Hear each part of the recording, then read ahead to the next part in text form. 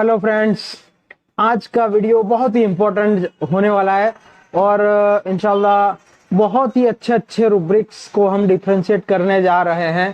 क्योंकि मेरे दिमाग में कुछ रूब्रिक्स आए और मुझे ऐसा महसूस हुआ कि इसका डिफ्रेंशिएशन करना चाहिए, क्योंकि ये रूब्रिक्स डेली बेस पे हम सब की क्लिनिक में आने वाले रूब्रिक्स है और उसको अगर अच्छे तरीके से हम समझ लेंगे तो उसका सिलेक्ट करना बहुत ही आसान होगा हमारे लिए और कभी हम एक दूसरे में मिक्सअप नहीं हो जाएंगे।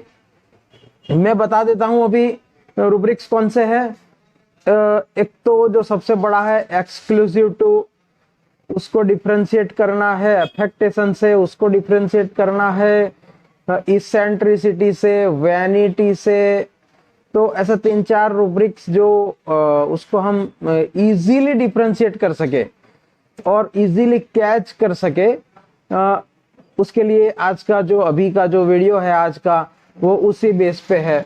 मैं पहले ये सोच रहा था कि एक सीरीज चलाई जाए कि चलो एक रेमेडी ले ली तो फिर उसी के पीछे पड़ा जाए, लेकिन ये उसके पीछे अगर मैं उस प्लान को मैं अप्लाई करने की कोशिश करता हूं तो बीच बीच में बहुत सारी चीजें ऐसी है जो शेयर करनी है आप लोगों से, वो फिर साइड लाइन रह जाती है। तो मेरे वीडियोस रैंडमली आएंगे। अभी सल्फर का भी बनाना वीडियो बाकी है और बड़े अच्छे तरीके से उसे मुझे बनाना है। उसकी बहुत अच्छी अच्छी बातें मुझे करनी है कि उस स्टेज में अगर सल्फर आया तो इजीली हम कैच कर सकेंगे, लेकिन वो वीडियो अभी आगे आएगा। उसके लिए अभी मेरा प्लान थोड़ा मैंने एक्सटेंड किया हुआ है। तो उससे पहले आज हम इन रूब्रिक्स को ही लेकर चलते हैं और इन रूब्रिक्स का ही डिफरेंशिएशन करते हैं ताकि हम जल्द से जल्द इस बात को समझ सके। तो चलिए वीडियो की करते हैं शुरुआत और बने रहिए और मेरे चैनल को लाइक, शेयर एंड सब्सक्राइब कीजिए ताकि जो नए क्योंकि अब रेगुलर बेस पे वीडियो ये ट्यूटोरियल वीडियो पोस्ट करने वाला हूं। और डिस्क्लेमर, ये जो वीडियो है एक लर्निंग पर्पस के लिए है, होम्योपैथ्स के लर्निंग पर्पस के लिए है। इसको देखकर कोई अपनी ट्रीटमेंट खुद न करें। अगर नॉन होम्योपैथ्स देखते हैं तो इसको देखकर अपनी ट्रीटमेंट खुद न करें, क्योंकि होम्योपैथी में इंडिविजुअलाइजेशन होता है। तो अगर हम बताते हैं कि ये रेमेडी इस काम आती है, फिर भी उससे आपको मतलब जो होम्योपैथ्स नहीं है उनके लिए ये बात है कि आपको खुद नहीं लेना है without the help of any homeopath. Okay, thank you. तो करते हैं शुरुआत आज के वीडियो की। थैंक्स।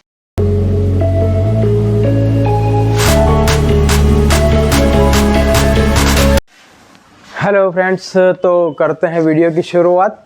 जैसे मैंने आपको इंट्रो में बताया कि आज मुझे करना क्या है। अब उससे पहले, जैसे मैं लास्ट वीडियो में जो फॉस्फोरस के वीडियो में और सल्फर के वीडियो में एक बात कहना भूल गया, क्योंकि मैंने नोट्स बना के जो पॉइंट्स लिख कर नहीं रखे थे, ऐसे ही बोला था तो एक पॉइंट मिस हो गया कि जब पेशेंट इस स्टेज में आता है, यानी कि उस रूब्रिक के स्टेज में आता है, wants to know the training of the physician. अगर पेशेंट उस स्टेज में आता है तो 2 रेमेडी हमारे पास है, उसके डिफरेंशिएशन के पॉइंट्स अलग अलग भी हो सकते हैं, लेकिन ऑब्जर्व करें ऑलमोस्ट किसी में हो सकता है कि मिल जाए। फॉस्फोरस आएगा ना तो शायद टेबल को क्लिंग करके बैठेगा, फॉरवर्ड होके बैठेगा, और सल्फर लोग ऐसे बादशाही ठाट से बैठते हैं। तो ये भी बहुत बड़ा डिफरेंशिएटिंग पॉइंट हमको मिल सकता है। ठीक है, तो अब आज का जो टॉपिक है, तो आज तो मैंने पॉइंट्स लिख के रखे ताकि कुछ मिस ना हो जाए। तो क्योंकि सोच के रखते हैं क्या क्या बताना है, क्या शेयर करना है, लेकिन जब वीडियो बनाते हैं तो बातों बातों में कुछ बातें और चली जाती हैं और मेन पॉइंट्स रह जाते हैं। तो आज मैंने सोचा कि नोट्स सामने रखूं, उसके जो पॉइंट्स है तो मैं आपको ठीक से सारे पॉइंट कवर कर सकूं। तो एक्सक्लूसिव टू क्या होता है, ज़रा हट के एक पर्सनालिटी होती है, उसकी आदतें। मैं ये सिंपल लैंग्वेज में, प्रैक्टिकल लैंग्वेज में समझाने की कोशिश करूँगा। डिक्शनरी मीनिंग तो हम देख सकते हैं, कोई भी गूगल उठा के देख लो। तो वो ज़रा हट के होता है और उसकी ये नेचुरल हैबिट होती है, ये खास याद रखना है।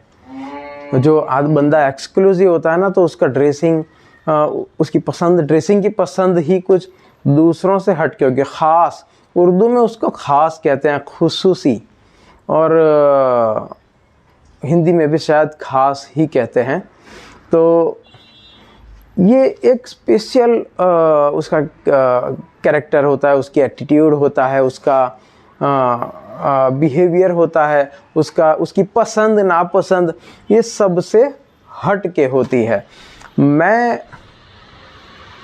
एक सिंपल एग्जाम्पल देता हूँ, यानी ये नेचुरल हैबिट है, एक्सक्लूसिव टू नेचुरल हैबिट है। एक सिंपल एग्जाम्पल देता हूँ, मैं एक्सक्लूसिव टू में हूँ या नहीं हूँ वो तो बाद की बात है, और मैं कभी अपने लिए इस रूब्रिक को इस्तेमाल किया नहीं, मुझे कुछ याद नहीं है। लेकिन ये समझाने के लिए, जब उन दिनों मोबाइल नए नए आए थे, तो नोकिया का मोबाइल मार्केट में रन कर रहा था। हमको, मुझे और मेरा एक दोस्त है, कभी नोकिया का मोबाइल पसंद नहीं आया, ये जानते हुए भी कि ये रनिंग आइटम है, उसका रीसेल वैल्यू भी अच्छा है, सब कुछ है, लेकिन हमको एक्सेप्ट ही नहीं होता था, मन की ये नज़र में ही नहीं आता था। तो हम पानासोनिक का पसंद करते थे, उसके रिंगटोन्स, उसका लुक, हालांकि उसकी लाइफ भी इतनी लंबी नहीं थी, लेकिन हमको वही पसंद आता था। तो ड्रेसिंग में भी मुझे आमतौर से जो बंदे पहनते हैं तो उससे मेरा हट के होता है, वो एक पसंद ही नहीं आता। जो रनिंग आइटम होती है, जो लोगों में बहुत चलती है, यानी अक्सर लोग पहनते हैं, तो वो ये बंदा जो एक्सक्लूसिव बंदा होता है, उसकी स्टाइल पूरी हट के होती है और अच्छी होती है। यानी ऐसा नहीं है कि बिल्कुल अजीब सा, उसका भी रूब्रिक है, वो डिफ्रेंशिएट करना है, लेकिन थोड़ा सा हट के होता है। तो नासिक सेमिनार CTP में श्यामल किशोर सर के साथ हम थे, तो उन्होंने बातों में एक्सक्लूसिव समझाने के लिए मेरा एग्जांपल दिया था। तो हो सकता है अभी तो सीख स्टेज में ही हमें तो ये रूब्रिक सिलेक्ट करना है, तो अभी उन बातों पे नहीं जाएंगे। तो एक बात रखें कि सबसे हट के होता है, और मेरे नोट्स में मैंने यही जो बता दिया, जो लोग पसंद करते हैं, जो ट्रेंड में चलता है, जो एक ही तरह के जो हेयर कटिंग चलती है, एक ही तरह की जो स्टाइल चलती हैं, आमतौर से कभी अभी ये छपरे टाइप जो हेयर स्टाइल चल रही थी, तो कुछ लोग उसमें एक्सक्लूसिव लगाने लगे थे। वो एक्सक्लूसिव नहीं था, वो क्या था वो आगे बताते हैं। तो एक्सक्लूसिव क्या होता है, जो नॉर्मल ट्रेंड चल रहा होता है उससे ज़रा हट के होता है, स्पेशल होता है, ख़ास होता है। तो ये एक्सक्लूसिव टू, अब एक्सक्लूसिव हुआ, टू एक्सक्लूसिव हमारा रूब्रिक है, एक्सक्लूसिव टू थोड़ा सा एक्सक्लूसिव है, तो ये रूब्रिक हम सिलेक्ट नहीं करेंगे। इस रूब्रिक के सिलेक्ट करने का क्राइटेरिया टू लिखो, टू ज़्यादा, बहुत ज़्यादा एक्सक्लूसिव, यानी देखने पर हमारी नज़र चिपक जाएगी, बहुत ही ज़्यादा एक्सक्लूसिव। थोड़ा बहुत है तो ये मैं मेरे पुराने कुर्तों में जो पॉकेट है वो राइट साइड रखता था। अब जो अभी मेरा स्टाइल थोड़ा चेंज हो चुका है वियरिंग्स का भी, जो मैं कपड़े जो सिला रहा हूँ वो पूरे अलग से है, शेरवानी टाइप है, लेकिन उस टाइम कुर्ता पाजामा पहनता था तो मेरा जो पॉकेट था राइट साइड था, आमतौर से लेफ़्ट साइड होते हैं। तो ये एक्सक्लूसिव था, लेकिन इतना टू नहीं था, थोड़ा सा एक्सक्लूसिव था, तो वो उस रूब्रिक में, इस रूब्रिक में नहीं आएगा। ये रूब्रिक सिलेक्ट करने का क्राइटेरिया टू एक्सक्लूसिव होना चाहिए, टू। ओके, हाँ, अब और तो एक वर्ड में मैंने समझा दिया है। हाँ, ये दूसरी बात कैसा क्यों है, तो वो बंदे का ये नेचुरल एटीट्यूड होता है, ना ही अफेक्टेशन होता है, ना ही इसेंट्रिटी होती है, ना ही वेल्थ का दिखाना होता है। हर बार टू एक्सक्लूसिव होते हैं तो वेल्थ ही दिखाता है, ऐसा जरूरी नहीं, हो सकता है लेकिन जरूरी नहीं है, क्योंकि वो उसकी पसंद ही है। वो जानता है कि जो ट्रेंडी चीज़ है वो अच्छी भी है, गलत नहीं है और जचती भी है, लेकिन उसको वो चीज़ें पहनने का या वो चीज़ें करने का मन ही नहीं करता है। उसका अपना एक अंदाज़ होता है, एक्सक्लूसिव लाइफ होती है उसकी, और वो उसकी नेचुरल होती है, उसे वही पसंद आता है। वो किसी तरह इस बात में कॉम्प्रोमाइज़ नहीं कर पाता है। एफेक्टेशन, अब दूसरा जो रूब्रिक आता है ना, एफेक्टेशन। एफेक्टेशन का जो लेक्सिकल मीनिंग क्या है कि unnatural behaviour to impress others. तो ये एफेक्टेशन है। तो इसमें डिक्शनरी मीनिंग तो है कि टू इम्प्रेस अदर्स है, लेकिन कई बार अपने आप को भी इम्प्रेस करता है बीमारी के दौरान, तो वो एफेक्टेशन में हम उसको सिलेक्ट करते हैं। जैसे कि अब उसको पता है कि ये बहुत तकलीफ़ देह चीज़ है और इसके लिए यानी ये घबराने की बात ज़रूर है, इसको इसका सिग्निफिकेंस बहुत बड़ा है और डॉक्टर के पास जाना होगा, और ये वाकई में एंग्जाइटी की बात है, लेकिन वो नहीं, मुझे कुछ नहीं हो रहा, all is well, all is well, everything is good, नहीं मुझे कुछ नहीं है, मैं ठीक हूँ। वो अपने आप को जो समझाता है, अपने आप से अफेक्टेशन करता है, अपने आप को इम्प्रेस करने की को, तो वहाँ भी हम अफेक्टेशन यूज़ करते हैं। आम तौर से अफेक्टेशन वो चीज़ें होती है, तो ये जो अभी बाल और तरह तरह की चीज़ें जो फैशंस है, कहीं बंदे उसमें अफेक्टेशन मतलब अफेक्टेशन के अंदर आते हैं। तो इम्प्रेस करने के लिए अननेचुरल, उसके अंदर वो क्वालिटी नहीं है, कभी कभी तो उस पर जचता भी नहीं है वो फैशन, लेकिन वो इम्प्रेस करने के लिए पहनता रहता है। कभी बाइक साइलेंसर हो जोर से, यानी स्पीड में जाने की कोई ज़रूरत नहीं है, उसको कोई ऐसा काम, कोई मरे नहीं जा रहा है, लेकिन वो स्ट्रीट से, रोड से, जहाँ पब्लिक होती है वहाँ से ज़्यादा है, और साइलेंसर कभी तो कुछ निकालते हैं, आवाज़, लोगों का ध्यान अट्रैक्ट करते हैं और लोगों को इम्प्रेस करते हैं कि हमारे पास यार है। हम कोई वो कौन सा फिल्म आया था ना, याद नहीं आ रहा कुछ नाम, तो हाँ उसमें था ना वो आमिर खान वाला, वो चलता है धूम धूम धूम धूम, यस। तो धूम स्टाइल से जाते हैं। हमारे यहाँ अभी पुलिस ने काफ़ी कड़ी कार्यवाही की और सारे बुलेट राजाओं के जो साइलेंसर थे उस पर बुलडोजर चला दिया था। तो ये अफेक्टेशन है दूसरों को इम्प्रेस करने के लिए, यानी अभी कभी कोई लैंग्वेज दूसरी लैंग्वेज यूज़ करता है, यस सर आती नहीं है इंग्लिश, लेकिन सर एक्चुअली वो अफेक्टेशन वाली इंग्लिश लैंग्वेज, यानी कोई भी बंदा गुजराती है और आके हमारे सामने उर्दू बोला, वो भी जानता है कि मैं गुजराती बोलता हूँ, वो भी गुजराती बोलता है, तो उसमें फिर कोई ऐसी कोई फिल्मी लैंग्वेज बोलने की ज़रूरत नहीं है। लेकिन आके यस डॉक्टर एक्चुअली वो क्या है ना कि या तो वो क्या है ना कि मैं यहाँ से पेन हो रहा था ना, तो मैंने थोड़ा थिंक किया कि ये हो सकता है, तो आई थिंक डॉक्टर ये ऐसा होता है, हाँ, यानी हमको पता चल जाता कि साला ओवर एक्टिंग मार रहा है। तो अफेक्टेशन का ईजी और ईजी नहीं, easiest meaning to understand over acting, वो उसके एटीट्यूड में भी हो सकता है, उसके बिहेवियर में, उसके स्पीच में, उसके ड्रेसिंग्स में, हर जगह ओवर एक्टिंग। तो ये अफेक्टेशन है। तो हम सादी भाषा में, सादी लैंग्वेज में उसको ओवर एक्टिंग कहेंगे।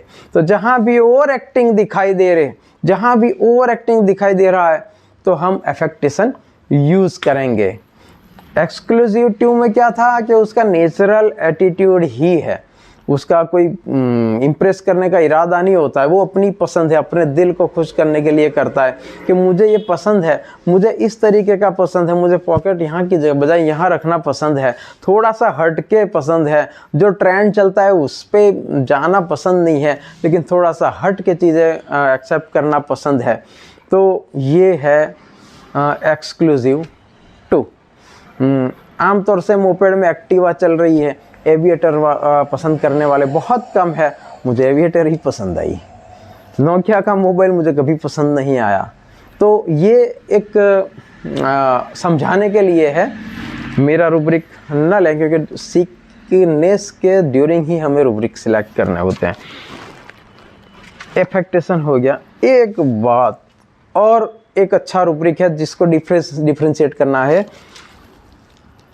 इसेंट्रिसिटी, इससे हम कई बार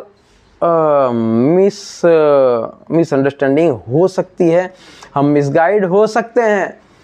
एक्सक्लूसिव टू से कुछ अलग सा दिख रहा है तो एक्सक्लूसिव टपका दो, ऐसा नहीं है।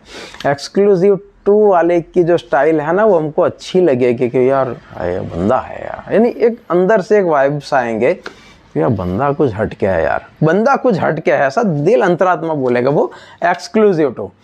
लेकिन इसेंट्रिसिटी में हमको क्या फील आएगा, ये साला क्या पहन रखा है, ये साला क्या कर रहा है, ये फील जब हमारे अंदर से आए, वो इसेंट्रिसिटी है। एक्सक्लूसिव टू को देखते हमारे अंदर क्या वाइब्स आएंगे, है यार है बंदे में अच्छा दिखता है, बंदे में दम है। एफेक्टेशन वाले को देखकर हम में क्या वाइब्स आएंगे, साला क्यों ओवर एक्टिंग करता है, बस करना यार, बस करना यार। हमारा दिल, हम बोलेंगे नहीं, हमारा दिल कहेगा बस करना यार। और इसेंट्रिसिटी वाले में साला क्या पहना है, क्या कपड़े में, इस टाइप का फील आएगा, साला अजीब सा है। तो ये odd unusual and odd behaviour. अभी पिछले सालों में रमज़ान ईद पे एक बंदे का फोटो बहुत वायरल हुआ करता था। वो हर ईद पे कुछ अजीब सा ड्रेसिंग करता था, उसको शौक होगा। इसेंट एक बंदा था, तो पूरा यहाँ टोपी से लेकर ये पूरा, मैंने वो अपने फोटोज़ को वायरल करता था। तो जिसने वायरल किया था उसने अगली 3-4 साल के ईदों के ड्रेसिंग्स के साथ उसके फ़ोटो वायरल किए थे। तो हाफ राइट और लेफ्ट दोनों अलग अलग कलर, और दोनों के डिज़ाइंस अलग अलग। जूते की डिज़ाइन वही कपड़े से की डिज़ाइन, टोपी से लेके, यानी राइट साइड की जो डिज़ाइन थी वो पूरे राइट में एक सी थी, और जूते की भी वही डिज़ाइन। लेफ्ट साइड का जो कलर था पूरा नीचे तक पूरा अलग कलर और पूरी अलग डिज़ाइन। तो ये इसेंट्रिसिटी। बिहेवियर में भी इसेंट्रिसिटी, यानी हमको लगे साला क्या कर रहा है, कैसा बिहेव कर रहा है, ये फीलिंग हमारे अंदर आए, वो इसेंट्रिसिटी। ऑड थिंग, बिल्कुल ऑड लगता है। तो उससे हमको गुस्सा नहीं आता, लेकिन गुस्सा हमको आएगा जो घिन आती है, वो ओवर एक्टिंग एफेक्टेशन में अक्सर आती है, तो अच्छा नहीं लगता हमको एफेक्टेशन वाला बंदा। इसेंट्रिसिटी में हमको थोड़ा कॉमिक होगा, थोड़ा टिंगलिंग होगा, थोड़ा मज़ा आएगा उसके, मतलब अंदर ही अंदर मजाक करने का। एक्सक्लूसिव टू वाले बंदे के वाइब्स हमें आएंगे कि यार है बंदे में, यार कुछ तो अलग है यार इसके अंदर। तो ये वाइब्स को हम फील कर लें, हम वाइब्स को सुन लें, मीनिंग को ज़्यादा रटने की ज़रूरत नहीं है। मैं जो बता रहा हूँ वाइब्स को सुन लें। इस वीडियो को रिपीटेडली देखें ताकि ये मैं क्या कहना चाहता हूँ वो आपके समझ में आ जाए। हाँ, एक और चीज़ देखो, ये मैंने नोट बना के लिखा ना, तो ये सारे पॉइंट्स आ जाते, वरना अभी छूटने वाले थे पॉइंट्स। वैनिटी क्या होती है? वैनिटी के लिए लेक्सिकल मीनिंग यानी डिक्शनरी में लिखा जाता है कि एक्सेसिव प्राइड इन और admiration of once own achievements, या अपने आप में, अपनी चीज़ों में, अपने जो अचीव किया है, या अपने पास जो वेल्थ है, या अपने पास जो भी गुण है, या जो भी स्पेशलिटी है, उस पे यानी बहुत ही ज़्यादा प्राइड होना है ऐसा। ये वैनिटी लेकिन वो दिखलावा होता है। तो जैसे बंदे का इनकम अगर करोड़ों में है, लाखों में है, तो वो दिखाएगा, और बड़े बड़े हार, यानी जो ये गोल्ड, ये जैसे बप्पी लहरी साहब को देखेंगे तो वैनिटी है। तो एक्सेसिव प्राइड। तो अभी हम मिले नहीं है पप्पी दासी, ये तो सिर्फ एग्जांपल के लिए, जब तक हम मिले नहीं कि भाई आप ये क्यों पहन रहे हैं, तब तक हम कोई रूब्रिक सिलेक्ट नहीं कर रहे हैं। हम आपको सिर्फ एग्जांपल देते हैं इसलिए कि समझ जाएं। तो ये ज़रूरी नहीं कि हर बंदा बड़े बड़े गोल्ड वाला आएगा तो वैनिटी हो सकता है, उसका कुछ अलग बिलीफ हो, कोई सुपरस्टिशियस बिलीफ हो, या और कुछ भी हो सकता है। जब तक बंदा हमारे सामने नहीं आता हमें कोई रूब्रिक देखे से सिलेक्ट नहीं करने हैं। हो सके तो हम क्रॉस क्वेश्चन में पूछ लेता हूँ, कई लोग कड़े ऐसा पहनता है तो आप किस वजह से पहनते हैं, तो दिखता एक्सक्लूसिव या वैनिटी या एफेक्टेशन यानी दिखने से, लेकिन जब पूछा जाता है ना तो प्रिजुडाइज ट्रेडिशनल निकलता है कि साहब हमारे यहाँ रिवाज है, ये रिवाज है हमारा, हमारे ख़ानदान का रिवाज है, परंपरा है। अब देखो, अब मैंने पूछा नहीं था तो मैं कहीं और चला जा रहा था, तो हो सकता है तो हमें क्रॉस क्वेश्चंस भी पूछ लें कि भाई साहब आपने दिखा कि एक्सक्लूसिव टू, यार एक्सक्लूसिव बंदा है यार, तो उसका शूज़ अलग है, उसका कुछ अजीब अलग सा ही यानी मज़ेदार है, तो हो सके तो क्रॉस क्वेश्चन किया जाए कि साहब आपकी पसंद तो बहुत बढ़िया, यानी डायरेक्ट तो नहीं पूछ सका आप क्यों ऐसा पहनते हो, नहीं, ये क्वेश्चन हमें इनडायरेक्टली क्वेश्चन करना है। डायरेक्ट क्वेश्चन को इनडायरेक्टली करना है कि साहब आपका यार ड्रेसिंग स्टाइल बहुत बढ़िया है यार, आपकी पसंद ही ऐसी है, हमेशा ऐसे पहनते हैं या अलग अलग आपके चेंजेस होते रहते हैं, तो उसमें फिर बंदा बताएगा कि नहीं मुझे तो ये सही पसंद है और मैं यही करता हूँ, और उसमें हम क्रॉस क्वेश्चन करके रूब्रिक्स को सिलेक्ट कर लेते हैं यानी पसंद कर लेते हैं। अब आता है वैनिटी। वैनिटी वाला बंदा दिखा यानी एक्सेसिव प्राइड होता है, एक्सेसिव प्राइड यानी अपने आप पे। अब एक्सेसिव प्राइड होगा तो क्या है कि बंदा जरूर दिखाएगा। बेटे की शादी होगी तो जो इनविटेशन कार्ड होगा ना वो 25-50 रुपये वाला नहीं होगा, सीधा 1000 वाला 2000 वाला। एक्सेसिव प्राइड है, हम है या हम यानी ये दिखाना चाहता है कि मेरे पास बहुत पैसा है, तो वो एक्सेसिव प्राइड है उसकी अपने वेल्थ पे, अपने अचीवमेंट्स पे, और अपनी जो भी मेहनत है या अपनी वेल्थ है या अपने पास जो भी चीज़ें हैं उस पे उसको एक्सेसिव प्राइड होता है, वो वैनिटी है। वैनिटी वाला बंदा भी बहुत सज धज के और एक्स्ट्राऑर्डिनरी चीज़ें पहन के और वो करके आता है। तो ये हो गया एक्सेसिव वैनिटी। वैनिटी की एग्जाम्पल में वो जो बता रहा है या वो प्राइड कर रहा है वो अननेसेसरी होता है, किसी को पड़ी नहीं होती कि आपके पास लाखों रुपया है, करोड़ों रुपया है तो आप उसे दिखाएं हमें, लेकिन वो अननेसेसरीली नीड भी नहीं होती दिखाने की।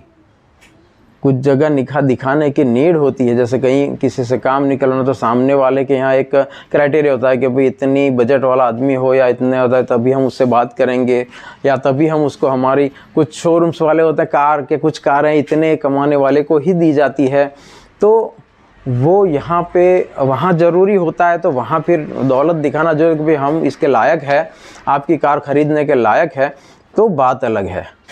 तो वो अननेसेसरी दिखाना नहीं हुआ, लेकिन यहाँ हमको तो कोई पड़ी नहीं, पब्लिक को तो कोई पड़ी नहीं है, तो ये अननेसेसरीली दिखा रहा है कि बेटे की शादी है तो बहुत बड़ा एक शामियाना सजा दिया और उसमें तरह तरह के पकवान और यानी इतने के जो वेस्ट जाने वाले हैं, तो एक इनविटेशन कार्ड अब पढ़ के उसको रख देना है, लेकिन दिखाना है, गोल्डन लाइंस होगी और पता नहीं लाखों की इनविटेशन कार्ड्स लोग बनाते रहते हैं। तो ये वैनिटी है, एक्सेसिव प्राइड कि हमारे पास है तो खर्चा कर रहे हैं भाई, हमारे पास है, तो ये एक्सेसिव प्राइड। इतराना जिसे कहते हैं, सिंपल वर्ड जो लास्ट में आया। तो आज मुझे बड़ा फ़ायदा हो रहा है कि जो मैंने नोट्स बना लिए तो मैं सारे का सारा आप तक बीइंग कम्युनिकेटिव आप तक पहुंचा पाता हूं। तो अब से मैंने ठान लिया कि नोट बना के ही मैं वीडियो बनाऊंगा ताकि कोई पॉइंट मिस ना हो जाए। तो वैनिटी मतलब इतराना, याद रखो, वैनिटी मतलब इतराना। आपने मिर्ज़ा गालिब सीरियल देखी होगी नसरुद्दीन शाह की, उसमें एक शायर होते हैं, ज़ौक़ या ऐसा कुछ नाम है उनका, तो वो जो बादशाह के बहुत करीबी है, तो बादशाह उनको एक अच्छे, उन दिनों बादशाह लोग शायरों का बहुत रिस्पेक्ट करते थे, तो उन दिनों यानी वो एक शाह के मतलब वो जो बादशाह के ख़ास थे, तो मिर्ज़ा गालिब साहब ने उन पे यानी उन पे तंज नहीं किया था कि उनकी पूरी गज़ल अलग थी, तो उन्होंने लिखा, यानी ये इतराना शब्द की वजह से मैं आपको समझाने की कोशिश करता हूँ, वो इंसिडेंस पूरा अलग था। तो वो पालकी में जा उन दिनों पालकी में जाना 4 आदमी होते थे मजबूत, और जैसे हम अभी ऑटो कर लेते हैं, टैक्सी कर लेते हैं, उन दिनों पालकी चला करती थी। तो पालकी में क्या बेड होता था, तो आराम से लेट के जाते थे। तो वो गुजर रहे थे, तो गालिब साहब ने देखा और शेर अर्ज किया कि बना है शाह का मुसाहिब, फिरे हैं इतराता। बना है शाह का मुसाहिब, फिरे हैं इतराता। बस एक ही जुमला पढ़ा, बाकी आगे का नहीं पढ़ा था। तो इतराता यानी यहाँ उनको इतराता लिया हुआ, यानी ये आराम से प्राइड वैनिटी दिखा रहा है ना। वो ज़ौक़ साहब वैनिटी दिखा रहे थे, पालकी में जाना, उस पालकी में जाना यानी बड़ी लग्जरी हुआ करती थी। तो और फिर ये पालकी भी सजी हुई होती थी और आराम से लेट के ऐसे जा रहे हैं। तो ये वैनिटी, इतराना, ये वैनिटी वर्ड याद रखें, इतराना। अब जो आता है pride, pride feeling of deep pleasure और satisfaction derived from one's own achievements. एक प्राइड होता है कि फ़ख्र है, मुझे फ़ख्र है, उसमें ना ईगो होता है ना एफेक्टेशन होता है, कुछ फ़ख्र है। मैंने कभी डॉक्टर साहब किसी का गलत नहीं किया, पूरी ज़िंदगी के बाद 45 साल हो गए, मैंने गलत काम नहीं किया, किसी औरत को बुरी नज़र से नहीं देखा, मैंने कभी कोई हराम का कमाया। एक प्राइड होता है, मैंने अपनी मेहनत से आगे आया हूँ डॉक्टर साहब, किसी का सपोर्ट नहीं लिया, पूरी ज़िंदगी इतने साल हो गए, मैंने अपने, एक प्राइड होता है अपने अचीवमेंट पे। अब प्राइड में क्या होता है, ये पॉजिटिव फीलिंग है।